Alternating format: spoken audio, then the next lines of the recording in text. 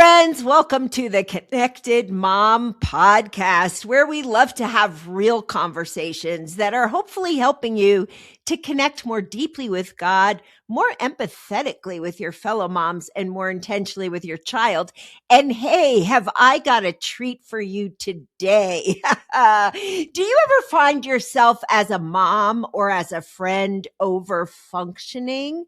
I think a lot of us do. Overfunctioning is when you do something for someone that they really could be doing for themselves. And I have an extraordinary friend with me today. We're just going to have a great conversation about this.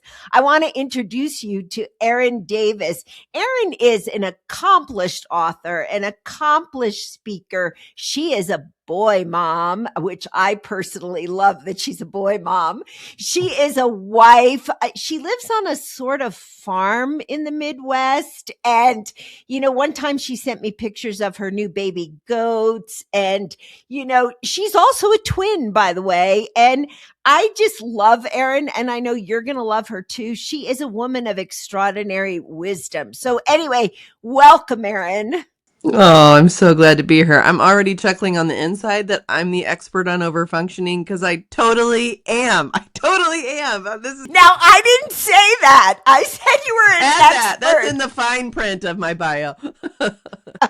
Well, I can't wait for our conversation today. Erin, Proverbs 9:6 says that we're to walk in the way of insight, right? And I know your heart. It's been such a joy to get to know you over the last year. And both of us are really on this quest to find more wisdom from God and to walk in his ways, And at first, before we get into this conversation, I should have started with this, but hey, we'll throw it in now. Tell us about your family. How many boys do you have?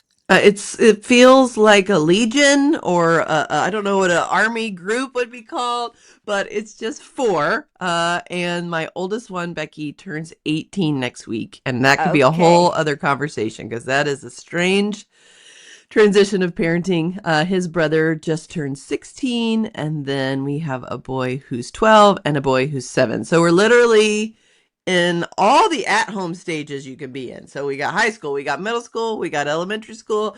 It's all happening at the Davis house.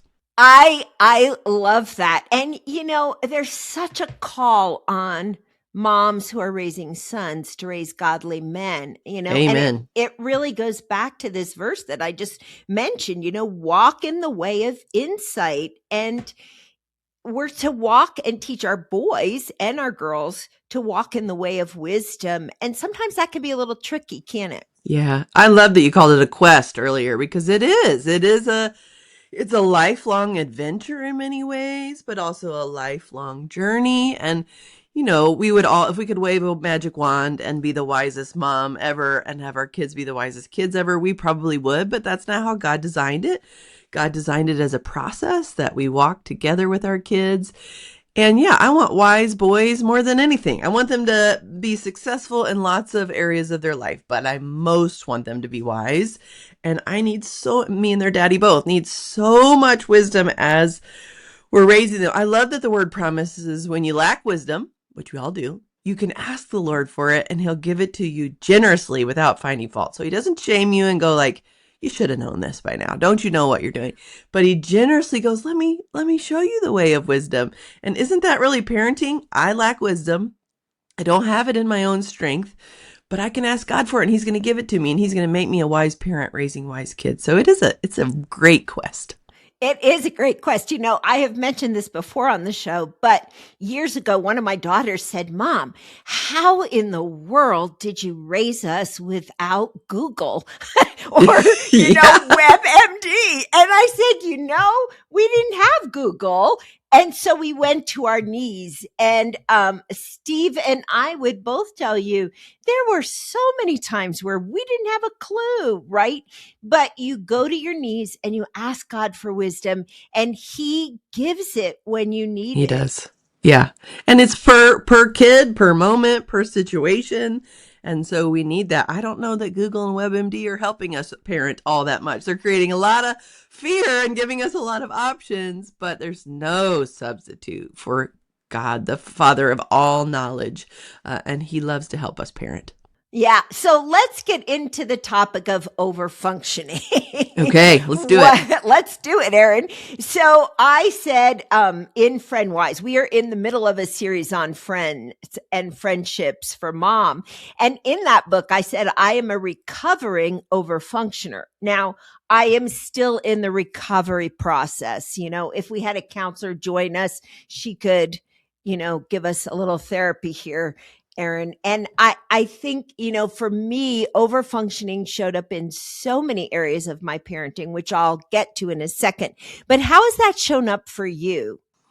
Yeah, Becky, I'm so grateful that you wrote about that in FriendWise. I doubt you invented that word, but I'd never heard of it before I was reading your book. And it's that, that Sapir-Whorf hypothesis is that language precedes thought. So all of a sudden having a word for a mode that I knew really well was like so sobering and clarifying and helpful.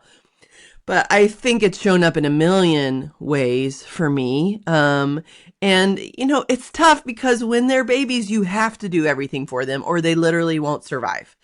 But that doesn't always stay true, of course. And it can be really hard to know when the game changes and when it's appropriate for them to do things for themselves. But I think in general, I've just done more for my sons than I needed to do. The big boys do not need me to pack their lunch anymore. I should not be doing that. They don't need me to do their laundry. They don't need me to remind them constantly of things. I heard this great quote not long ago that said, "Parents who are great reminders raise kids who are great forgetters." And that is I just love that. isn't that's been my mode. Like I'm going to handle everything for everybody. And I think the root for me, there's probably several, but I have struggled to tolerate anything other than happiness from my kids. Like I've struggled to tolerate their humanness. So I was always trying to get ahead of what might cause them to whine or push back or have a meltdown or be sad. And so I just was like trying to manage everything. So in probably my highest season of overfunctioning, I was getting up hours before anybody else was. And I was making everybody hot breakfast because they needed protein. And I was making sure everybody's clothes were clean and everybody's shoes were lined up and everybody had socks and everybody's backpacks were in place and then they'd get up and had very little responsibility. And guess what? There was still whining. There was still tears. There was still humanness. So the next day I would think, I'm going to get up a little earlier and try harder. And if I just manage every detail of my family's life, we can get to a place where it's always smooth sailing. And that was pathology in me of an inability to ever let other people experience disappointment or pain or heartache. And I got really exhausted. My story is so similar, Erin. We could be related. We raised 4 kids. Steve at the time was pastoring a rather large church in upstate New York, and I was an overfunctioning pastor's wife. Not only was I on staff with him, but I went to all the services, heard the same sermon over and over again, but I also overfunctioned with our kids a lot because like you, I didn't want them to have pain or sorrow or sadness. So quick example, I remember when our son I think he was in 4th grade, and 4th grade boys, they just don't care about homework, right? That's not at the top of their it's the list last of thing priorities. they want to do. Yeah. He wanted to be out playing football or soccer or running around the neighborhood, and I would get them off to school and then I would find his homework on the dining room table. And I knew if he didn't turn in his homework, he had to give up recess. And I didn't want that for him. So I took it. And then I took it the next day. And on the 3rd day, my husband said to me, Beck, we got to stop, because unless he feels really the pain of forgetting his homework, there's not going to be a change, And it was hard for me because he had to give up recess, and that's such a silly example, but overfunctioning can spill into all of our relationships, right? Yeah. And thank God for wise husbands. My husband, Jason, said something similar to me once when I was definitely overfunctioning. And he said, "Erin, our sons are baby birds. And if you crack the shell for them, they will always be baby birds." And I was like, but I want to crack the shell. But in nature, the baby bird has to crack their own shell from within. And I've come back to that wisdom many times. And a bad fruit of overfunctioning for me, you can affirm if this is true for you too, Becky, but was bitterness and resentment. I was doing all of these things for my kids and my husband and my friends and my church that nobody asked me to do. And then when they didn't celebrate me by throwing me a parade, I was so resentful. And that's not fair because they didn't ask me to do those things. They didn't need me to do those things. And in the case of my sons, Jason really was right. If I was doing everything for them, they didn't learn the natural consequences of things like losing their recess. I feel like the book of Proverbs talks about this so much. And what the Bible would describe somebody like that who can't anticipate consequences is a fool. And what I do not want to put into the world is 4 foolish sons. So I had to make peace with they had to face their consequences for themselves. And I'd always be here to love them and encourage them. But also it just helped me not be so resentful, which wasn't serving them well to be a resentful mama. Yeah, and here's the way it continues. Your boys are still in the home. So my kids are all married now and raising their kids, and a big value to me is we have had Sunday dinner for years, and they all first got married, started having kids, and my theory, Erin, is if you feed them, they will come. And I agree. So I would go to the church services, however many we were having, and I would scramble home, get Sunday dinner ready so they would all come. I never asked any of them to help with cleanup. They would leave, and I was doing them a great service, except after a while, you're like, okay, why aren't they helping me? Well, they're not helping because I didn't ask them. So I finally learned, and we still do Sunday dinner to this day, and I still have to remember, now for those that are able, I'll send out a text and say, hey, can you bring this or that to Sunday dinner, and can you have the kids clean up? All the kids are in the basement and that's where they eat. And sometimes it looks like the Super Bowl after the Super Bowl. I can imagine. So I've learned to say to the grandkids too, okay, so-and-so, you're the cleanup captain this week. You have to remind everybody to clean up, and then and it's really gone well. And the kids don't mind. Yeah, there's no weeping and gnashing of teeth, and it's so important for them. I think another heart issue for me, and I'm going to be embarrassed to admit this, Becky, but maybe it'll resonate to somebody listening.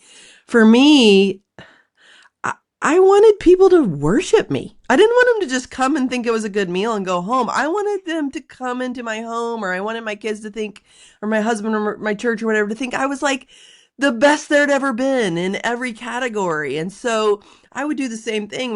We're in a small group we've been in for years, and it's in our home. And I would do these just like elaborate meals that would take me many, many days and dollars to plan. And when everybody was like, hey, we could just do burgers and everybody can bring chips, and that would have been the same end result. But I wanted so much affirmation. My affirmation needs were so great that I would end up overfunctioning. I really think that comes from not being rooted in the Lord. Of course, I was as saved as the day is long and trusted the Lord, but wasn't regularly finding my identity in him. And therefore I had to find it in others. And that is a real root of overfunctioning, I think. It is. And I'm so glad you mentioned that because like you, I was similar in that area. When I was raising the kids, I wanted to be the best mom there could ever be. I never wanted to raise my voice, and I never wanted them to suffer or whatever. And in the church we were serving, basically I wanted people to think I was Superwoman. But the problem with being Superwoman is you get exhausted, and Jesus doesn't call us to be Superwoman. He calls us to be human and to find our love and affirmation needs met in him. So now you and I have both grown some. How do you, in this present time, Erin, find your love needs met in Jesus so that you're not craving that superhuman trophy? I think the gospel is what we respond to at the moment of salvation. And for me, that was when I was 15. But then it puts roots into our hearts and lives that continue to grow. And so the gospel continues to be something we come back to. And for me, for all of us, but the gospel is not how great we are. The gospel is how terrible we are and how sinful we are and how broken we are. And I think that was really hard for me to face for a long time. I'm a high achiever, performer. I like to say I'm type AA. I'm a firstborn. And honestly, there's not a lot of goals I can't smash. And so that was how I operated. But the gospel, as I've grown in it, as I've walked with the Lord for 30 plus years, one of the routes it's taken is actually that's not my true state, and it's not my children's true state. I like to say I'm a cracked pot, married to a cracked pot, raising cracked pots. That's the reality of our family, that we're really, really broken, but we're also really deeply loved. And so for me, it is the rhythms of my life that make that true and anchored. And that is like, I have to have time with the Lord in the morning before I parent. I have to have time with the Lord in the morning before I parent. If I don't, it just doesn't go well, because I default to that get up, handle it, navigate the day, conquer the day in my own strength. And by 9:00, we've all sinned grievously against each other. So I have to have that moment of silence in the Word. And it's not a sin issue if I don't, but it's a flourishing issue if I don't. So that really matters. And I think just the way I approach my family, I say to my kids all the time, this is why we need Jesus so much, because mommy is going to blow it. Mommy did blow it. You're going to blow it. This is who we are in Christ, but we're also so amazingly loved. So I think reorienting ourselves to the gospel as much as possible. I also have really good mom friends around me who are also very gospel oriented and can give perspective and love my kids. And that takes time and energy and effort. And I'm not just talking about friends I like to meet up at the park. I have some of those, but I'm talking about women who are mature in Christ and are walking out in their own families. That I think without that, we all lose perspective really quickly. I do too. And so let's go to that friend issue, Erin. How do we ever overfunction in our friendships? And what does that look like in your life? I mean, I know we do, because I've done it with my friend circles. So, and I'll share about that in a minute, but how has that worked for you? Have you overfunctioned in that area? Yes, I have definitely overfunctioned in my friend circles. And I think it comes back to doing for others what only they can do or what only the Lord can do. And so I'm a big idea person, which means I'm a big love person. And God's wired me that way. I don't think it's wrong, and I don't apologize for it. But sometimes it means like a real serious course correction and overcorrection. And I think it has also just, I've struggled to let people feel feelings that feel negative. So I have two friends in particular that we walk really closely together. We meet at least once a month. You can't get out of it. I try. But we walk really intimately with each other. And it's been hard for me at times when somebody comes to that group with, I'm struggling in my marriage, or I feel this, and I'm going like, that's not true. Let me just hit you over the head with the truth. Well, these are friends who know the truth. These are biblically literate, gospel-centered people who don't actually need me to come at them like a hammer.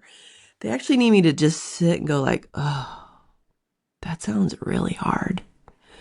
And there needs to be seasons that are just pure burden bearing, where I don't go into fix-it mode. I was just thinking about this week. We've got some friends in our inner circle that are going through something really, really hard. And my default was fix-it mode. I'm going to plan a meal train. I'm going to do the things. And I was reading in the Gospels about when Jesus showed up after the death of Lazarus, and he wasn't in fix-it mode. He was the one person in all of creation who could fix it. But that wasn't how he showed up. He showed up with, grieve with those who grieve, mourn with those who mourn. This is sad. He wept before he did anything. And so that's where I'm learning in friendship, is to not automatically. Now, I think my friends would say, man, Erin is the one that rallies the troops. Erin is the one that when I can't figure out how to get my kids to school because another kid's in the hospital. She just has it taken care of. And I'm so glad God's given me those administrative skills. But I'm learning to, for a period, just let my friends feel what they feel and just try to be empathetic for a season, walking by the Spirit to let the Spirit let me know when, okay, now you got the green light to do something. But that's, I think, helping me a lot in my friendships right now. Yeah, I am so similar, Erin. I don't like people to feel sad. I want everybody to be happy all the time, you know? And because of that, if a friend is really walking through sorrow, I want to fix it. And I have to realize I can't. I have to surrender control to the Lord. I have to feel with them. I have to weep with them. I have to journey with them. I can assure them I'm praying, but I can't fix it for them. Similarly, if some of my friends are not getting along with each other, I want everybody to get along, right? So I can come in as the HR director, you know, like, and I can do that in the extended family. You know, I have adult kids. And if the kids have a problem with each other, I am not the HR director. You know, I am the mom who needs to pray and let them handle whatever conflict is going on between themselves because they can. And, you know, And that it's starts really at little. I mean, if every time your 2 and 3-year-old are fighting over a toy, you intervene, they don't learn the skills that they need to handle that on their own. And then what would have been a relatively normal conflict between siblings can often become a rivalry because they might perceive you preferred one over the other, and you might give preferential treatment. The older one might be like, I'm always blamed just because I'm older. Like, it just adds a layer it doesn't need to add. And I've learned that I'm an aggressive reconciler. Like, we will reconcile and we will reconcile today. And I love that has so a heart much. for reconciliation, I don't see that as his process. You know? No. And I don't see us as the directors of it, you know. No. I've grown a little, you know, my husband and I do this thing called Cousins Camp in the summer. And us too. We're so the similar. kids come to our house, you know, and they stay for 2 nights and 3 days. And we do, you know, all kinds of crazy adventures, and we do Bible studies together and, you know, all the things. But even amongst cousins, there can be a conflict. And so I originally got this idea, I think from Sally Clarkson, where now I sit the two that are having the conflict on the couch together, and we call it the peace couch. And I have them work it out because I'm so tempted to step in and say, no, we won't say this to each other and we won't do this. And how does, you know, so I'm trying to get them to learn the conflict skills that they need, you know, and it's the same in our friend groups. I mean, our friends are all adults, right? But somehow there's this, and it's really a good desire on our parts because we love them, but it can turn into a really bad habit to try to overfunction, because it really is, the call there is to release and surrender control, right? Yeah. And you know, do we just want reconciliation for reconciliation's sake? Do we just want that kind of half-hearted apology, or do we want to leave room for the Spirit to bring conviction where there's been sin, to humble where someone's been prideful, to show us where we stepped into something that only God can do? Well, that just takes time, it takes space, and the Spirit is the pace setter on everything. And you can't mandate to the Spirit, hey, convict that friend of mine to see things the way that I see them today. I mean, you can try, but then if the conflict is between two friends and not between you, very often, then you're in the mix too, and not in a healthy way. So I think I love that you used that word surrender. I'm not saying take your hands off the wheel, just trust God. We can never do anything. I don't get that from Scripture. But God's our go-to first. And so if we're bypassing our time in prayer, our time in the Word, our time listening to the Lord, our time interceding for those involved, then I think that's a pretty good sign we're overfunctioning.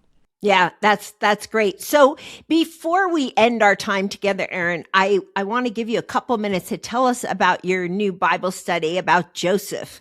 I haven't done it yet, but one of my close friends did it and said it's fabulous. So tell us about that. Was there overfunctioning in Joseph's life? There was so much overfunctioning in Joseph's life and Joseph's family.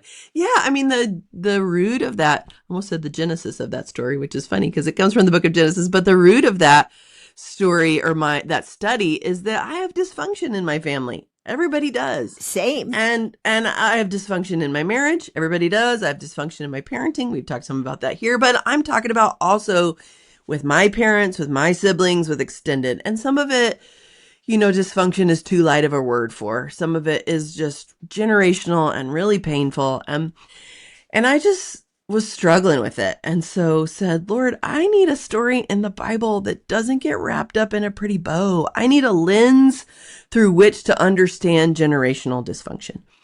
And the Spirit drew me to the story of Joseph. And it's all there, man. If we trace that back, it starts with Abraham and Sarah. Sexual sin is there, really grievous sexual sin is there, sibling rivalry is there, big time conflict, parents playing favorites, children hating their parents. I mean, it is all there in the layers of Joseph's story. And it's not just that misery loves company, although it is good to go like, well, my brother's never thrown me in a well or sold me to slavery, so we're doing better than this family, right? Got to celebrate the little wins. Yeah, I got to celebrate the little wins. But also what I learned was that God is a generational God. That's what he calls himself. He says from generation to generation. And he's doing a generational work. So what we think is like, oh, this situation's happening in my family and we can't see past it. And God is thinking, I want to do something in 1,000 generations with your family, with that thing. And so being able to think generationally like him has been such an effective tool in my tool belt to just not overfunction, not overcorrect, not panic, and to trust that the Lord can redeem. He wants to redeem. He doesn't work in spite of the mess. He does work in spite of the mess, but he works in the middle of the mess. He did that so often with Joseph. So it just came out of my own time with the Lord, but I started to teach it and it started to resonate because we all have imperfect families. So that became the story of Joseph. And the subtitle is How God Can Redeem Imperfect Families, which we all have. Yeah, we sure do. That's the work he's doing in all of our families. In the new heaven and the new earth, we will have perfect relationships with God and others. That shalom of Eden will be restored. And that's where he's moving us towards, but we're not there. So how do we not overfunction? How do we function in wisdom in the midst of the fact that we're still here and there's still a lot of brokenness? I love that so much. So friends, listen, we are about out of time, but Erin's Bible study will be in the show notes. And I really want to challenge you to get it because if you're thinking, yeah, I learned to overfunction from my mom or from my dad, and there's all this dysfunction in your family, you are not alone. Erin and I both come from dysfunctional families and, we have our own dysfunction and God can work through dysfunction, but he can also redeem it. So get the Bible study and spend that time with Jesus. Because if you're an overfunctioning mama, here's what I can say with authority. You need the time with Jesus, to just get your love needs met so that you're able to trust him with your kiddos and with your friends and with your husband. So thanks for joining us today. And I hope you're going to join us again next week for another episode of the Connected Mom podcast. And Erin, thank you so very much. This was amazing. And I love you, my friend, and I love spending time with you. And so enjoy those 4 boys today, and, don't overfunction. So I love you too. And this was a great honor. And you're a great mom. And I'm so grateful that you're encouraging other moms. But I know your source is Jesus and it's his Spirit in you. So all glory to him. All glory to him. Okay, that's where we're going to end. Thanks for joining us today, friends.